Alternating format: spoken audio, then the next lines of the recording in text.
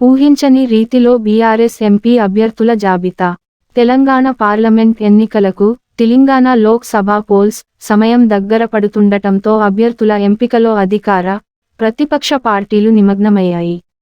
మొత్తం 17 పార్లమెంట్ స్థానాలకుగాను ఇప్పటికే పలువురు అభ్యర్థులను పార్టీలు ప్రకటించాయి. అసెంబ్లీ ఎన్నికల్లో అట్టర్ ఫ్లాప్ అయిన బీఆర్ఎస్ పార్లమెంట్ ఎన్నికల్లో అత్యధిక స్థానాలు గెలిచి రాష్ట్ర ప్రజలు తమవైపే ఉన్నారని చెప్పుకోవడానికి శతవిధాలుగా ప్రయత్నాలు చేస్తోంది.